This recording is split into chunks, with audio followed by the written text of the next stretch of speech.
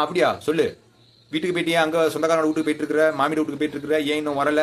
நீ வந்தா 2-3 நாளைக்குள்ள வா, இல்லை நீ வராத. நீ எல்லாம் இருந்தால் தான் நான் சந்தோஷமா இருக்கணும்னு அவசியம் இல்லை. நான் உன்னே நம்பி இல்லை. நீ இருந்தாலும் ஒன்று இல்லாட்டி ஒன்று.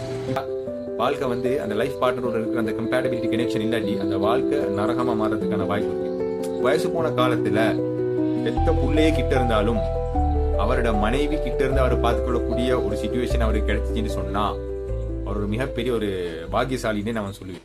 ஓவரா பேசுறனோ அப்படின்னு நினைக்காதீங்க. ஒரு வீடியோ ஒன்று பார்த்தேன், அதனால கொஞ்சம் கவலை அடையக்கூடிய ஒரு சிச்சுவேஷன் உண்டு, அதனால நான் சொல்றேன். Welcome back to the Global Tudian YouTube channel. நான் ஃபெரோஸ். என்ன விஷயம்னு கேட்டால், ஒரு சோஷியல் மீடியாவில் ஒரு வீடியோ ஒன்று கண்டு அந்த வீடியோ கொஞ்சம் பார்த்தோன்னே கொஞ்சம் யோசிக்க வச்சிச்சு. என்னன்னு கேட்டால், இந்த கணவன் மனைவி உறவு அப்படின்ட்டு சொல்றது அது ஒரு மிக முக்கியமான ஒரு விஷயம். அப்போ அதில் பாருங்க, நாங்கள் என்னன்னு சொன்னால், இந்த கணவன் அப்படின்னு சொல்லக்கூடியவர் அவர் கல்யாணம் முடிய காட்டிலையும் ஒரு பொறுப்பே இல்லாமல் அவரோட பாட்டுக்கு ஃப்ரீடமாக ஜொலியாக சுற்றிட்டு இருப்பார். நான் எந்த கல்யாணம் ஒன்று நடக்குதோ அதுக்கு பிறகு வந்து பொறுப்புகள் சுமக்கக்கூடிய ஒரு பொறுப்பான நபராக வந்து அவர் வந்து அவரோட லைஃப்பில் கடைசி தருணம் வரைக்கும் அவர் மாற வேண்டிய ஒரு சுச்சுவேஷன் வந்து வருது.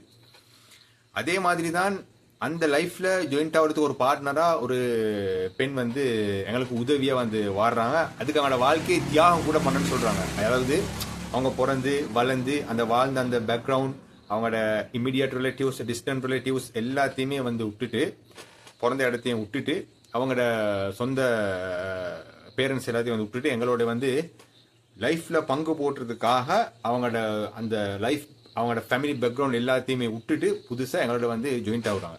இது அவங்க வாழ்க்கையில் செய்கிற ஒரு என்ன சொல்கிறது, ஒரு தியாகம் அப்படின்னு கூட வந்து சொல்லலாம். அப்படி வரவங்கள்ட்ட நாங்கள் வந்து சீதனம் கேட்டுக்கிட்டு இன்றைக்கி வந்து உலக அளவில் வந்து இந்த சீதன குடும்பம் வந்து ஒரு மிகப்பெரிய பிரச்சனையாக வந்து மாறி இருக்கு. இந்த மாதிரி விஷயங்கள்ல வந்து நான் தவிர்த்து வந்துக்கிட்டேன்னு சொன்னால், அது ஒரு நல்ல ஒரு சொசைட்டியையும் பெண் பிள்ளைங்களை பெற்றிருக்கிற அந்த தகப்பனார் வந்து நிம்மதியாக இருக்கிறதுக்கு ஒரு சிச்சுவேஷன் வந்து உருவாகி கொடுக்கும். இப்போ தினம் இந்த மாதிரி வீடியோ பார்த்துட்டு இருந்தாலும் நான் சொல்ல வந்து என்னன்னு கேட்டால், இந்த லைஃப்பில் நாங்கள் இப்படி கண்டினியூ ஆகிட்டு நாங்கள் கல்யாணம் முடிச்சு நாங்கள் எங்களோட ஒய்ஃபோட இப்படி நாங்கள் போகும்போது இந்த நாளைக்கு போகிறோம் என்ன நடக்கும்னு கேட்டால், அந்த கல்யாண வாழ்க்கை அப்படின்னு சொல்லிட்டு ஒரு பிகம் ஒரு ஆஸ் யூஸ்வல் விஷயமா வந்து போயிட்டு. அதுக்கப்புறம் மனைவி அப்படின்றது கணவனுக்கு சாதாரணம், கணவன் அப்படின்றது மனைவி சாதாரண போயிட்டு. இவங்க அவங்கள பார்த்து சீன்றது, அவங்க இவங்கள பார்த்து சீச்சின்றது, சண்டைகள் எல்லாம் வரத்தான் செய்யணும் ஒரு வாழ்க்கையில். ஆனால் அந்த சண்டையிலையும் வந்து ஒரு ஒரு ஹாப்பினஸ் இருக்கு, சரியா? அப்போ அதை அந்தந்த சண்டை வரும், அதை அப்பப்போ முடிச்சிடணும். அது அதோடு வந்து முடிஞ்சிட்டு இப்படியே வந்து எங்கள் லைஃப் கோஸ் ஒன்னாகிட்டே இருக்கும். ஆனால் என்னத்தை தான் ஒரு ஆண் வந்து ஒரு ஒய்ஃபுக்கு வந்து ஏசி பேசி என்னதான் செஞ்சுட்டு இருந்தாலும் ஒரு டைம் வரும். அந்த டைம்ல, அதாவது வயசு போனா வந்து எவ்வளவு பெரிய அனுபவசாலியா இருந்தாலும் சின்ன குழந்தையா மாறக்கூடிய ஒரு சிச்சுவேஷன் வரும் இல்லையா? ஸோ இந்த ஆம்புலன்ஸ் சொல்றவர் சில இடத்துல நான் பார்க்குறோம் ஒரு அடமெண்டா, பொம்புலன்னு சொன்னாலே எனக்கு அடிமையாக தான் இருக்கணும், நான் சொல்றது தான் கேட்கணும், அவளுக்குன்னு சொல்லி எந்த ஒரு ஃப்ரீடமும் இல்லை, ஒரு அவளா சிந்திச்சு முடிவெடுக்கக்கூடிய ஒரு இதோண்டே அவளுக்கு இல்லை, அப்படி இப்படின்னு சொல்லிட்டு எல்லாமே நாங்கள் தான் செய்யணும் இப்படின்னு சொல்லி ஒரு நபரும் இருக்கிறாங்க. ஸோ அந்த மாதிரி நபர் அப்படியாவே இருந்தாலும், இவர் வயசு போன காலத்தில் பெத்த புள்ளையே கிட்ட இருந்தாலும் அவரோட மனைவி கிட்ட இருந்து அவரை பார்த்துக்கொள்ளக்கூடிய ஒரு சிச்சுவேஷன் அவருக்கு கிடைச்சிச்சின்னு சொன்னால் அவர் ஒரு மிகப்பெரிய ஒரு பாக்கியசாலின்னே நான் சொல்லுவேன். ஏன்னு சொன்னால், அந்த சிச்சுவேஷனில் நீங்கள் ஒய்ஃப் இல்லாட்டி நீங்கள் எவ்வளோ கஷ்டப்படுவீங்கன்னு சொல்லி இல்லாதவன்ட்டு போய் நீங்கள் கேட்டு பாருங்க. ஒரு வயசடைஞ்சவர் இருப்பார், ஆனால் அவரோட ஒய்ஃப் அப்போ இருக்க மாட்டாங்க. அப்போ அவருக்கு வந்து தனியாக முந்தி செஞ்சுக்கிட்ட வேலை இப்போ தனியாக செய்யாத சிச்சுவேஷன்ஸ் இருக்கும். ஏன் திங்க கூட இல்லாமல் இருக்கும், மருந்தை எடுத்து அவருக்கு தனியாக குடிக்கிறதுக்கு இயலாத நிலைமையில் இருக்கும், தள்ளாடிட்டு இருப்பாங்க. அப்போ என் ஒய்ஃப் இருந்தால் எவ்வளோ நல்லோம், அவள் இருக்கட்டும் நான் கணக்கு எடுக்கலேன்னு சொல்லி அப்படி நினைக்கிறவங்க வந்து இன்றைக்கி 1-2 அவ்வளோ பேர் இருக்கிறாங்க. அதனால நான் என்ன சொல்கிறேன், இங்கே நாங்கள் யாருமே அவருக்கு இவர் பெரியவர், இவருக்கு பார்க்க அவர் பெரியவர், இந்த மாதிரி சிந்தனைகள் இல்லாமல் நாங்கள் எல்லாமே ஒரு எக்ஸாம் ஹோலில் நாங்கள் இருக்கிறோம்.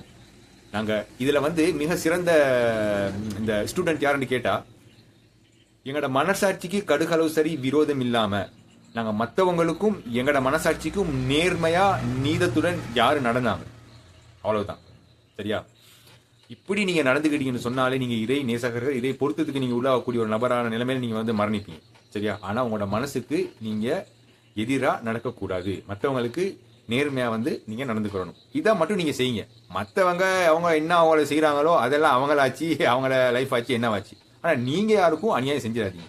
ஸோ இதே மாதிரி ஒரு சிச்சுவேஷன் நாளைக்கு எங்களுக்கும் வரலாம். அதனால நாங்கள் இப்போயே எங்களோட அதுக்காக சொல்லி இல்லை, நாங்கள் எப்பயுமே எங்களோட லைஃப் பார்ட்னர் அவங்களோட வாழ்க்கையை தியாகம் பண்ணிட்டு வந்த எங்களோட எல்லாருக்குமே இந்த ஒய்ஃப்னு சொல்லியிருப்பாங்க. அவங்கள வந்து நாங்கள் கோல் எடுத்தேன்னு சொன்னாலே ஒரு கணக்கே இருக்காது. சும்மா அது அப்படியே பழைய போயிட்டு இருக்கும். ஒரு சந்தோஷமா பேசவே மாட்டோம். அப்படியா சொல்லு, வீட்டுக்கு போயிட்டியா, அங்கே சொந்தக்காரோட வீட்டுக்கு போயிட்டு இருக்கிற, மாமியோட வீட்டுக்கு போயிட்டு இருக்கிற, ஏன் இன்னும் வரல, நீ வந்தா 2-3 நாளைக்குள்ள வா, இல்லை நீ வராத, நீ எல்லாம் இருந்தால் தான் நான் சந்தோஷமா இருக்கணும்னு அவசியம் இல்லை, நான் உன்னையே நம்பி இல்லை, நீ இருந்தாலும் ஒன்று இல்லாட்டி ஒன்று. இந்த மாதிரி கடுக்கடுன்னு பேசக்கூடிய ஒரு ஆளா நானா இருந்தாலும் சரி, யாரா இருந்தாலும் சரி, கட்டாயமா அப்படி ஒரு நிலைமையில இருந்து நாங்கள் எங்களை தள்ளி வைப்போம். வாழ்க்கை வந்து அந்த லைஃப் பார்ட்னரோட இருக்கிற அந்த கம்பேட்டபிலிட்டி கனெக்ஷன் இல்லாட்டி அந்த வாழ்க்கை நரகமா மாறதுக்கான வாய்ப்பு இருக்கு. சரியா? ஸோ இதெல்லாம் இல்லாம இந்த வைஃபோட நாங்கள் சந்தோஷமா ஃப்ரெண்ட்ஷிப்பா எங்க லைஃப் நாங்கள் எடுத்துட்டு போயிடுமான்னு சொன்னா எங்களுக்கு கடைசி வரைக்கும் நல்லா இருக்கலாம். ஒரு ஃப்ரீ அட்வைஸ், இது யாருக்கும் அட்வைஸ் பண்ணக்கூடிய அளவுக்கு நான் ஒரு பெரிய ஆளா இல்லை. நான் ஒரு வீடியோ ஒன்று பார்த்தேன். அது பார்த்துட்டு அந்த வயசு போன தருவாயத்தில் அந்த கணவருக்கு அந்த மனைவி செய்யக்கூடிய சேவை வந்து அவ்வளோ ஒரு சிறந்ததாக இருந்துச்சு. நான் ஷேர் பண்ணிக்கிட்டேன். எது எப்படியோ நல்லதே நினைப்போம், நல்லதே நடக்கும். Wife is a life.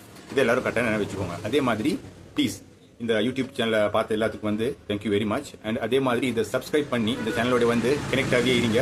ஏன்னா இந்த ஃபியூச்சர் நான் வந்து இந்த காமெடி ரிலேட்டடாக இருக்கட்டும், அப்படி இல்லாட்டி வந்து குளோபல் ஈவெண்ட்ஸாக இருக்கட்டும், அதே மாதிரி இந்த என்டர்டைன்மெண்ட் ரிலேட்டடான வீடியோஸாக இருக்கட்டும், முக்கியமாக குளோபல் பொலிட்டிக்ஸ் சம்பந்தமான விஷயங்களாக இருக்கட்டும், அதோடைய உண்மைத்தன்மை யாரும் சொன்னாங்கன்னு சொல்றதோ இல்லாட்டி அந்த தேவைக்கு நான் ஒரு விஷயத்தை ஆட் பண்ணியோ குறைச்சோ எல்லாம் இல்லை, உண்மையா குழந்தை உங்கள்கிட்ட சேர்க்கறதுக்கான ஒரு முயற்சியின் ஆரம்பமாக கூட இந்த யூடியூப் வீடியோ வந்து இருக்கு. So please stay connect with me and thank you very much. We will meet in our next video, inshallah. Assalamu alaikum.